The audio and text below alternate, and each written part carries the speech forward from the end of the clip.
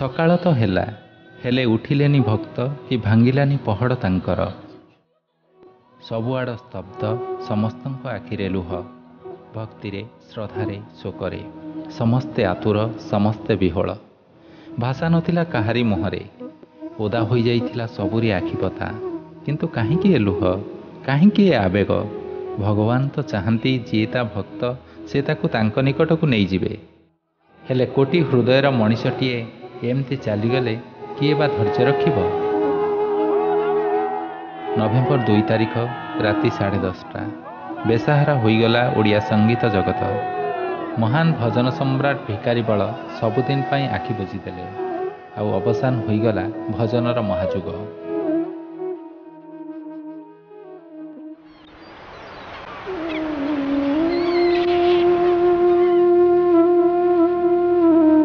ଅତୀତକୁ ଅଣ୍ଡାଳିଲେ ଭିକାରୀ ବଳଙ୍କ ଜନ୍ମ ଇତିହାସର ଏନ୍ତୁଡ଼ିଶାଳ ତାଙ୍କ ପିଲାଦିନକୁ ଫେରାଇ ନିଏ।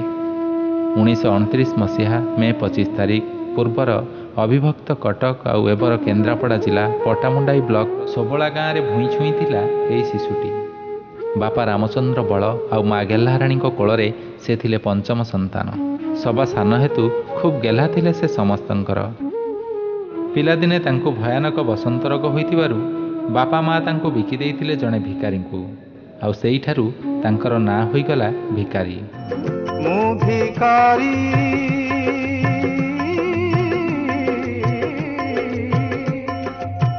ମୁଁ ଭିକାରୀ, ତୁ ମୋ ବଳ, ତୁ ଭିକାରୀର ଥାଳ, ତା ଧୂଳିର ଚାଉଳ, ତୁ ଭିକାରୀର ବଳ, ତୋ ଲାଗି ମୁଁ ଭିକାରୀ ବଳ, ତୋ ଲାଗି ମୁଁ ଭିକାରୀ ବଳ।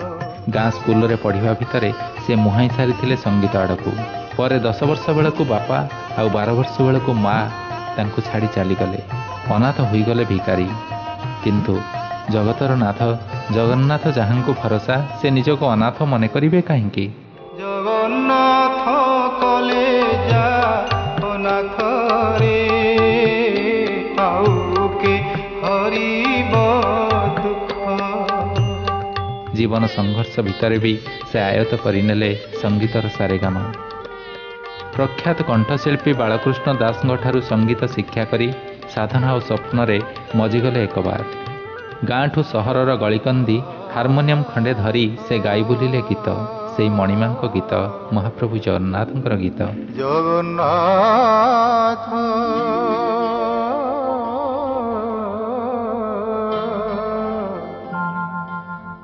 କେତେ ନ ଶୁଣିବ ଡାକ,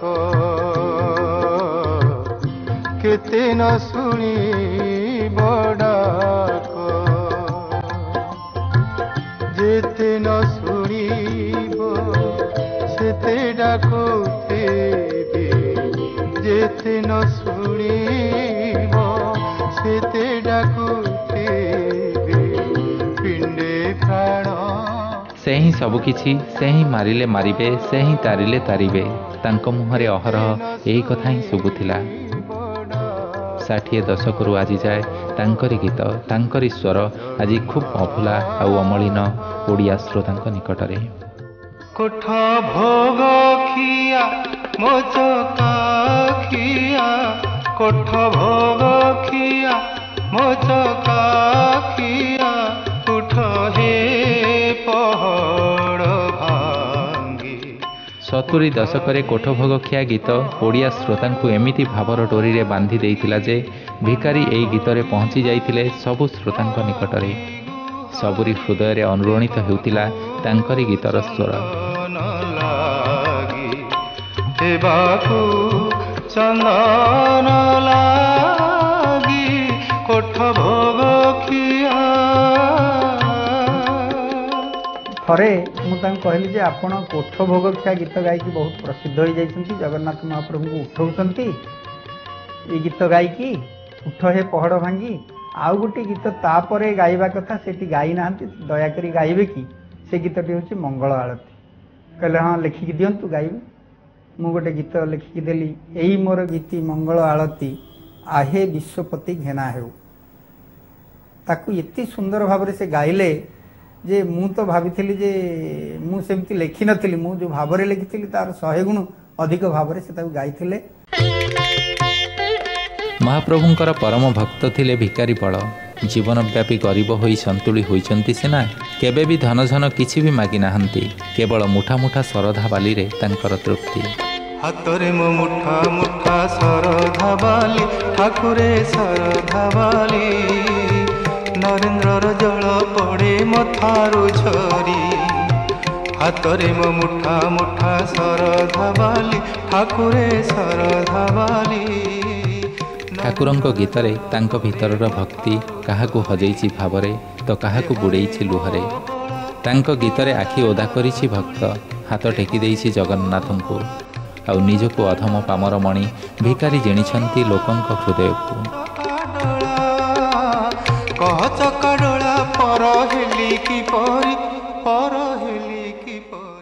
ସେ ରକମର ଭିକାରୀ କେହି ହେଇପାରିବେନି। ଆ କଲେ ଜଗନ୍ନାଥ आउ कहीं नुह ना पुओ नहीं ना स्त्री नहीं ना बाप नहीं ना भाई नहीं कहीं नहीं आ कले जगन्नाथ। जिते बेले आम घर को भी आसती जय जगन्नाथ भाई भल अछ हाथ जोड़िक एमती समस्त जय जगन्नाथ कही संभाषण करुथिबा भिकारी थिले जेमती सरल सेमती खोला मनर मनिषटिए जाहांक हृदय छल छल आवेगरे भरा। एमिति बड़ दांडे हाथ पाती रही एमिति बड़ दांडे हाथ पाती रही। तांको गीतर स्वर रे ताल्लीन होई उठिछि श्रीक्षेत्र ठाकुरଙ୍କ दर्शनरे जाई केते केते थर बड़ देउलर बेढारे से गीतरे डाकिथिबे महाबाहुंकु लुह निगाड़िथिबे आखिरु। सेइथिपाई तो तांकु मिलिथिला श्रीजीवको महार्घ चामर सेवा आउ पाइथिले वैष्णवाग्निर सौभाग्य। दुख मोर भूली जीवी वितर्क्ष महापात्रे जे जगन्नाथ महाप्रभुंकर प्रधान परीक्षा से कहती भिकारी बल को जेतबेले मु सेवा प्रदान कली सेतबेले मु बहु भावी चिंती दीर्घ 4 वर्ष भाविकरी तांकु सेवा प्रदान करिछि से तांकु बहुत भावरे परीक्षा करिछंती निरीक्षा करिछंती तापर तांकु सेवा दिया हिछि। तेणु जगन्नाथ महाप्रभु जड़े परम भक्त प्रत्येक भजन बोलुथिबार व्यक्ति एवं भजन प्रति आसक्ति थिबार व्यक्ति आग्रह थिबार व्यक्ति सेहिपरि भगवानंकर प्रिय हवा पई जदि आमे भजन बोलिबा तेबे ता एवं तांकर ज्वलंत उदाहरण भिकारी बळ से भजन बोलुथिबा समय रे से सबले कांदु थांती मध्य मोई सिंहद्वार देखिछि तां घर को मध्य जाय देखिछि भजन टे बोलु मोर सदाशिव शर्मा थांती सबले कहंती जेतले तांकर थरे बात जरा आसिला कहले भिकारी टिके ना गोटे गीत बोल दल से गोटे गीत बोलदेन से जर भल होई जाय। ओडिसा रे एमिति घर नथिबो जेउठी गुंजरी उठी नथिबो तांकर ईश्वर एमिति घर नथिबो जेउठी सुभी नथिबो तांको गीत। बड़ दांड धूली उड़े उड़े बड़ दांड धूली उड़े उड़े नंदी घोष गड़ी जा रे नंदी घोष गड़ी जा रे नंदी घोष गड़ी जा। सतरे कोटिकरे गोटिए थिले एही भिकारी बळ खाली जे भजन ता नुहे केते केते चंपू पल्ली गीत आधुनिक और सिनेमा गीत भी तांको कंठरू उतुरिछि किंतु सबुठु चमत्कार स्वर शुभिछि तांकर भक्ति गीत। गड़ी जा जा रे नंदी घोष गड़ी जा रे नंदी घोष गड़ी जा। सेइथिपाई तो आज भी ओडिया माने दूर दूरांत को गला बेले सजाड़ी बसुछंती जगन्नाथଙ୍କ फटो सह भिकारी बळଙ୍କ भजन कैसेटटिए। कालिया तू मोर कला गोविंद कालिया तू मोर कला गोविंद तो बिना मु होई जाउछि अंध कांधरे बसेई चांद देखेई। भगवानଙ୍କ ठारे समर्पणर साईता भावटिए थिला भिकारी बळଙ୍କ ठारे आज कहीं मन पड़ जाउछि तांको मुह कानकु सुबि जाउछि तांकर ईश्वर। करी दे नंदरे कला गोविंद रे कला गोविंद। आज भी मन पड़ुछि से चली गलेनी तांको सब कांधी देइथिली स्वर्गद्वार पाखरे तांको जाली देला बेले तांको ऊपर घिओ ढाळला बेले अनुथली मुह को जे बाबा तमे केते हमक भल पा केते गीत को मोर भल पा केते मो पिला मानको भल पा तमे आज से नाहंती सत्य की जीव বৃন্দাবনে যাই স্থান পাইব হে রাধা গোবিন্দ ଏହି ସୁଦୟା ମୋଠାରେ ଥିବ ହେ ରାଧା ଗୋବିନ୍ଦ। ଭିକାରୀଙ୍କ ଜୀବନ ଦୀପ ଆଜି ଲିଭି ଯାଇଛି, କିନ୍ତୁ ତାଙ୍କରି ଭକ୍ତି ଭାବ ଭଲ ପାଇବା ତାଙ୍କୁ ଆଜି ଓଡ଼ିଆ ଜନଗଣଙ୍କ ମନରେ ଅମଳିନ ଜ୍ୟୋତି ଶିଖାଟିଏ ହୋଇ ପ୍ରଜ୍ୱଳିତ କରି ରଖିଛି ଆଉ ରଖିଥିବ ବର୍ଷ ବର୍ଷ ଧରି।